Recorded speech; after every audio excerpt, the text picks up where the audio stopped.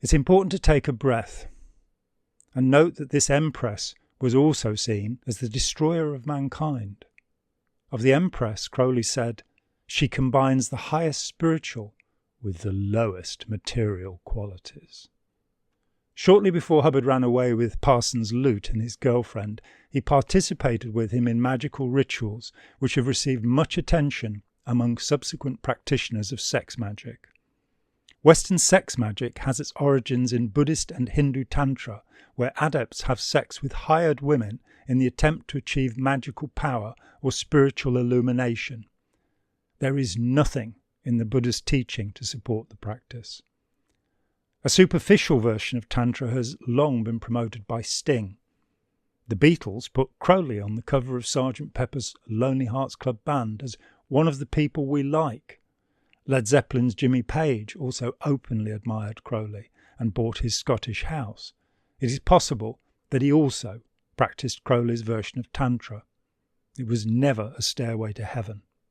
Parsons and Hubbard used sex magic as a stairway to the depths of hell in their attempt to incarnate the forces of the Antichrist. To Aleister Crowley, the personification of the feminine was Babylon, his capricious respelling of Babylon.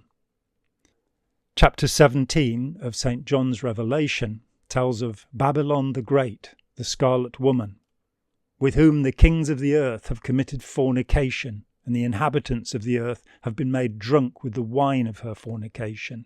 I saw a woman sit upon a scarlet-coloured beast, full of names of blasphemy, having 7 heads and 10 horns, and the woman was arrayed in purple and scarlet colour, and decked with gold and precious stones and pearls, having a golden cup in her hand, full of abominations and filthiness of her fornication. And upon her forehead was a name written, Mystery, Babylon the Great, the mother of harlots and abominations of the earth. And I saw the woman drunken with the blood of the saints and with the blood of the martyrs of Jesus. Crowley's black magic centred upon Babylon, and he identified himself with the beast upon which Babylon is to ride in her conquest of the earth. In his novel The Moonchild, Crowley described the creation of an homunculus, elsewhere described by him as a living being in form resembling man and possessing those qualities of man which distinguish him from beasts, namely intellect and power of speech, but neither begotten and born in the manner of human generation nor inhabited by a human soul.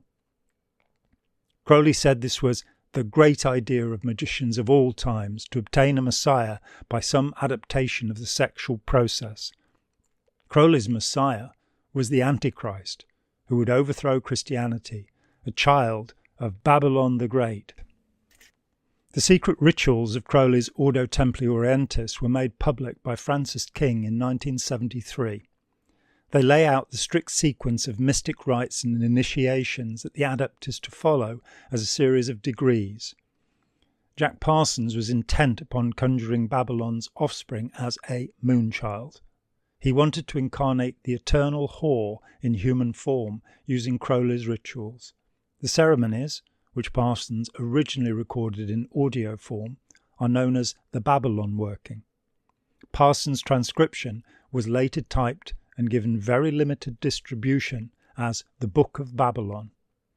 In January 1946, Parsons performed the 8th degree of the OTO with Hubbard's assistance. The ritual is called Concerning the Secret Marriages of Gods with Men, or the Magic Masturbation. After a lengthy preamble to the ritual, we find the following, under the title of Great Marriages. On every occasion, before sleep, let the adept figure his goddess before him, wooing her ardently in imagination and exalting himself with all intensity toward her. Therefore, with or without an assistant, let him purge himself freely and fully, at the end of restraint trained and ordered unto exhaustion, concentrating ever ardently upon the body of the great goddess, and let the offering be preserved in her consecrated temple, or in a talisman especially prepared for this practice, and let no desire for any other enter the heart. Then shall it be in the end that the great goddess will descend and clothe her beauty in veils of flesh, surrendering her chaste fortress of Olympus to that assault of thee, O Titan, son of earth. It does not take much imagination to understand what Hubbard was watching Parsons do. The ritual was masturbation, and the offering was semen. These performances took place over 12 consecutive nights in January 1946. To the strains of a Prokofiev violin concerto, Parsons made a series of 11 invocations, including the conjuration of the air, the consecration of air dagger, and the invocation of wand with material basis on talisman. Crowley's executor, John Simons, in his book The Great Beast, explains that wand is a Crowleyism for penis. Even after all of these exertions, a disappointed Parsons wrote to Crowley, "Nothing seems to have happened." One night there was a power failure, but nothing more eventful until January the 14th, when a candle was knocked from Hubbard's hand. Parsons said, "Hubbard called me, and we observed a brownish-yellow light about 7 feet high in the kitchen. I banished with a magical sword, and it disappeared." His, Hubbard's, right arm was paralysed for the rest of the night. The next night, Hubbard saw a vision of one of Parsons' enemies. Parsons described this in a letter to Crowley, adding, "He attacked this figure and pinned it to the door with 4 throwing knives, with which he is expert." In the same letter, Parsons again spoke of Hubbard's guardian angel. Ron appears to have some sort of highly developed astral vision. He described his angel as a beautiful winged woman with red hair, whom he calls the Empress, and who has guided him through his life and saved him many times. Recently, he says, because of some danger, she has called the Archangel Michael to guard us. Last night, after invoking, I called him in, and he described Isis nude on the left and a faint figure of past, partly mistaken operations on the right, and a rosewood box with a string of green beads, a string of pearls with a black cross suspended, and a rose. Parsons performed rituals which led up to an operation of symbolic birth. Then he settled down to wait. For 4 days he experienced tension and unease. Then, on January 18th at sunset, while the scribe, Hubbard, and I were on the Mojave Desert, the feeling of tension suddenly snapped.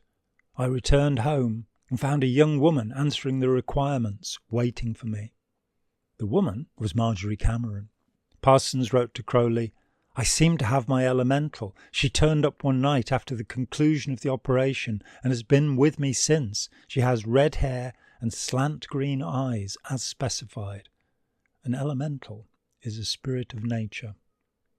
Parsons continued to invoke Babylon. On February 28th, he went out to the Mojave on his own and was commanded to write a communication from Babylon, supposedly an additional chapter for Crowley's Book of the Law.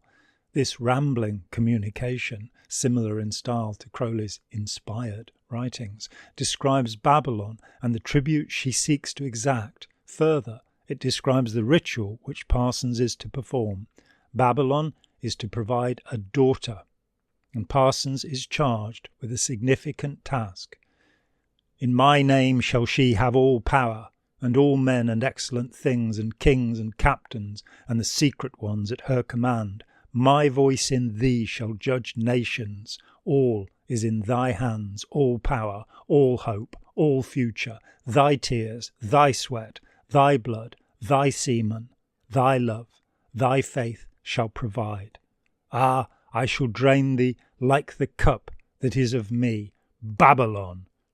Let me behold thee naked and lusting after me, calling upon my name. Let me receive all thy manhood within my cup, climax upon climax, joy upon joy." During the first 2 days of March 1946, Parsons prepared an altar and ceremonial equipment according to the instructions he had just received.